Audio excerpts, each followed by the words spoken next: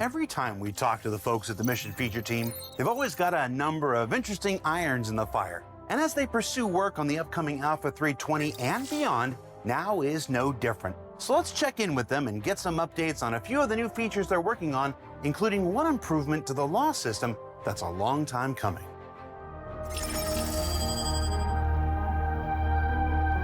We've released the salvage contracts already, and you buy the contract from a contract broker, and it's just a transaction. You buy the rights to salvage, and you can just salvage at your own leisure. There's no risk. So we wanted to add a bit more variety. The illegal ones, there's a timer with enemies, but once you get rid of them, like, that's it. So we added the cover-up missions. It's an unlawful mission, and the idea is that Ninetales have committed a crime and want you to cover their tracks. We know security is going to investigate the crime scene, so you're being hired to scrap all the identifiable markings and paint, and you have a certain time limit. It's the first mission really to have fail timer. So if you don't take the skin off of the ship in time, the police will turn up, instantly clock it and say, you know, this is Ninetales and you'll have failed your job. You fail the mission, you don't get paid, you have nothing to show for it. However, if you do successfully manage to completely wipe the ship clean, then you get paid because you rendered them service, which is also going to tie in with reputation, which the current contracts don't implement yet. If you do want to get greedy, you can still get greedy. You can still start taking parts off. That isn't part of a mission. You can still go aboard, and there's probably going to be, you know, really valuable things aboard. What I like about this mission is that it's a bit of a precursor to how we want to start evolving the salvage missions as we go. Currently, salvage missions don't have reputation tied into them. You just buy the contract and you're done.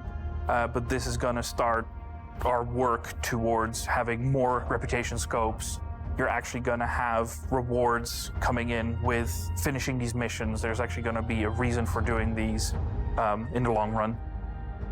One of the things we'd noticed is that even though they're salvage missions, now that you can take cargo off and weapons off, people are actually leaving the skin. They weren't using the salvage beams as we imagined they would.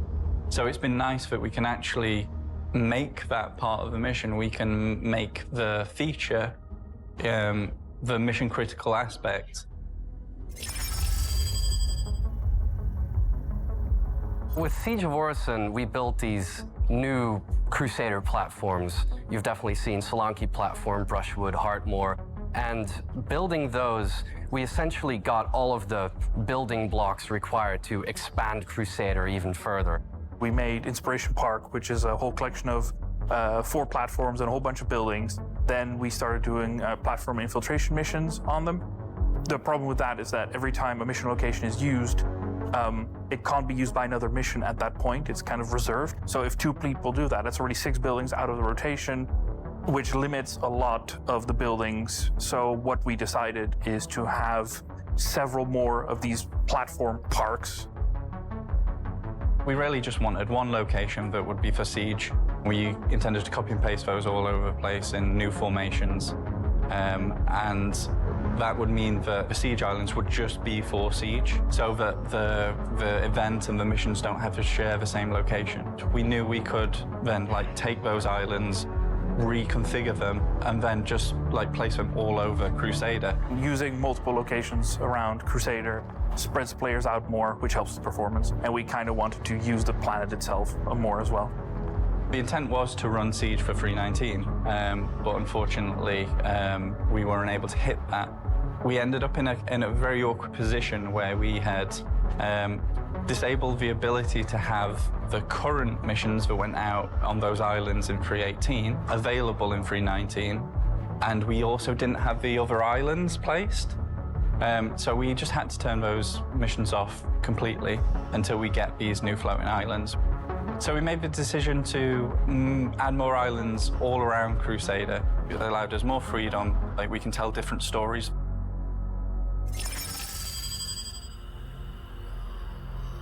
The new consignment mission involves the item dispensers that you've seen at Jumptown and in Korea. The consignment missions are made by Max. You'll be tasked with going to the UGF to retrieve a mission-critical item. There's several NPCs walking around, either security guards or other NPCs, and several of them will be carrying data pads with a code on them. By taking the tablets on them, players can see these codes. You will have to sift through multiple codes to find that item. Think of it as an Amazon locker where you have a code for your delivery. So you have to look on the tablet which code hold which set of items. You go to a terminal, enter the code, and then it starts spitting out these objects one by one. You can even type that code in and like stop it halfway through and then type the code in again and get the other half of the consignment out. The consignments can be found in various places. Like there's a lawful mission where you go and the security occupants of a UGF have been killed by the Ninetails. So there's all these corpses around and you have to go searching through them while fighting off the Ninetails to find these data pads. And, you know, scanning through the data pad and you finding whether it's got the mission critical items that you're looking for, or maybe just some really valuable items for things like Hadanai and Dolavi and things like that you usually only find in like one-handed carryables we're adding into boxes. So that's a nice little like bonus there you'll be able to find. The greedier you are or the longer you take to get this mission done, the mission grows more and more difficult. We built a new system, a new module, which we're calling the anti-up system. It allows us to spawn increasingly difficult waves of AI that will approach and attack the player while they're at a location. The AI coming out of it grow more difficult, like through light, heavy, medium armors. The unlawful version of this, you're actually acting as the Ninetails, say. So you go into a UGF that's run by securities and you have to kill the bosses that come out and get the data pad off of those. I do a lot of bunker missions, so I'm excited to get some more variety in them. Unfortunately, like I play more on the lawful side of things, so if it's like a bunker mission where I have to kill like security guards, I'll be less inclined to do it. But if it's shoot Ninetails and steal their stuff, then yeah, I'm all for it. So the reputation ladder is going to be tied to these missions. A lot of players care about the reputation ladder themselves in completing that process, but as an extra incentive to climb it, they will unlock the harder tiers of this mission. And in the process of doing so, there will be more data pads that can drop across the mission. It will be more difficult to stay at the location the more data pads you want to retrieve, and you can sift your way through the mission critical items and the extra items of the things you want, load them up, get them out of the UGF onto your ship and away. So it's going to be all about how much players want to go for the extra bonus loot, whether it's worth the risk of staying if they are low on ammo or are being overwhelmed, or if they have enough friends to bring to them to the location, which versions of the mission that they do. So I think it's going to be really interesting, and it gives players the opportunity to do missions at their own pace and, you know, remain at the location as long as possible as the risk increases. Since the inception of the law system, we've had the issue where if someone trespassed on your ship, you would first be given away by the chat system saying that you joined the ship. Gives your position away straight away. I've always disliked that notification, and it pops up whenever you enter any ship, not just your own. We had that popping up all the time when you went aboard the Javelin, say, in the Fleet Week. So I'm happy to say that we're changing that now so that you'll only see that notification if you are a member of a party of the owner whose ship you're going aboard. With the new implementation of the trespass system, the chat will no longer give you away, but it's not all benefits for a trespasser, because now the pilot can defend their ship without legal repercussions, which makes the trespasser at risk at all times. We've basically made the interior of ships a trespass area for anyone who hasn't been invited aboard, and by invited we mean in a party with the owner of a ship. So imagine there are two players, they're in a party together, and then there's a third, like, trying to sneak aboard. The owner obviously enters a ship as normal, doesn't see anything. The party member, same, steps aboard, doesn't see anything. This third player trying to sneak aboard will see a private property warning and then be trespassing. But, you know, you step off, a few seconds later, that's fine. No one's allowed to shoot you anymore. You know, could have been a mistake. But if you stay aboard, you're just lawfully be allowed to be attacked by any owner of that ship or their party. With you having the trespass settings for you and your party on the ship now, it just adds a little bit more of a risk for people who are trying to potentially grief or simply play through that gameplay loop, and they will know that they're trespassing and feel that extra danger when they board somebody else's ship as they are in a monitored area. We're really excited to give you guys this. It's been a long time coming, we know, but it was just not as simple as the trespassing around areas, which was just a simple action area. This has so many edge cases, as you can imagine. You can actually nest trespassing, so you can have someone else's ship aboard your ship, and you can be in a trespass area, and we have to figure out like which trespass trumps the other trespassers. We also have to build in precautions. So say you're lured aboard a ship, you're invited to a party, and then they kick you from the party. You'll still be allowed to be aboard that ship until you leave. It's just that you won't be allowed to defend that ship lawfully anymore. Also, if you hurt anyone aboard that ship, you will instantly then be trespassing as well, and they'll be able to shoot you back lawfully. It's taken a lot more work than even we originally thought it would, but it's just going to be a real game changer. It finally gives ship owners the right to defend themselves on their ships and fight back against the pesky pirates we have out there.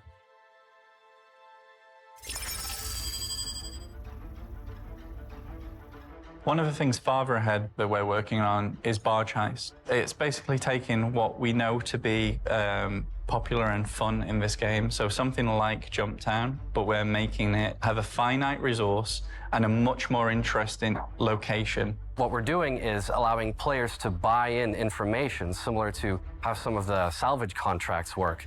And from there, they get the information about where this cargo barge is, owned by a Crusader, and happens to be just in the middle of this heist situation where the Nine Tails are taking it over and they're trying to take all this stuff from Crusader. It's the barge that we use in Siege of Horizon, heavily modified, so there'll be lots of entrances and exits. What's great about using the barge is that we can put it anywhere on Crusader, you know, far away from the landing zones and anything that, you know, may cause performance to dip. So there should be no performance impacts.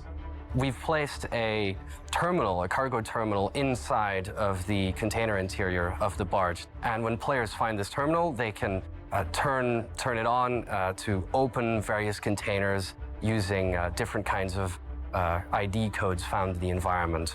Basically, you unlock several cargo containers belonging to different companies, and different companies have different items in there. So hopefully, players will learn which containers might contain what types of materials based on the brands, right? Crusader Industries is transporting completely different types of loot than maybe, say, Arcorp is. The cargo containers open all in different rooms around that location. You're fighting over every single box, trying to hold down like a room. There's no way you can hold down the entire thing unless you hold all the entrances. The location is so like so much of a maze. You'll have people stumbling in and out of it, and lots of people wondering, you know, oh, is this person here to steal a box, or is he just trying to get through to the next room?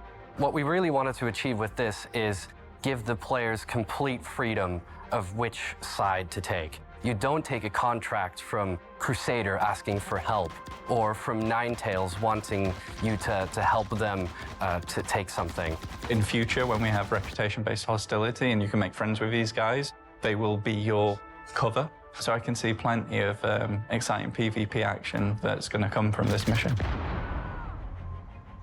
So that's a brief look at some of the things the mission team has been working on recently. We can't wait to get in your hands, especially the ship trespass system. That's going to change the game completely. And yeah, personally, I'm really excited about barge heist. So thanks for watching.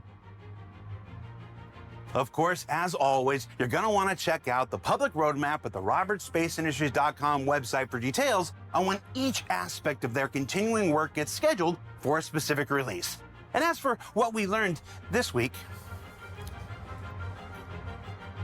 well, we learned that more platforms means more opportunities for adventure across the gaseous surface of the planet Crusader. That salvage gameplay can be utilized in interesting and creative ways to create new mission types. And that whenever that trespass system comes online, a new day for shipboarding PvP arrives with it. Yeah, it's one we've all been waiting for. For Inside Star Citizen, I'm Jared Huckabee. Thanks for exploring the process of game development with us, and we'll see you all here next week.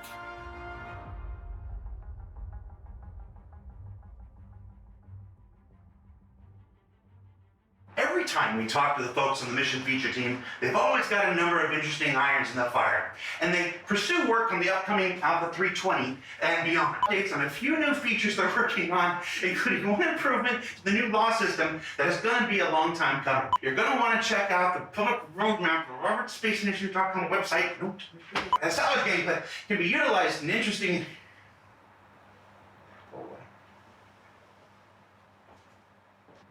Work in these conditions. For Inside Star Citizen, I'm Jared Huckabee. Thanks for exploring the process of the game development with us, and we'll see you here next week.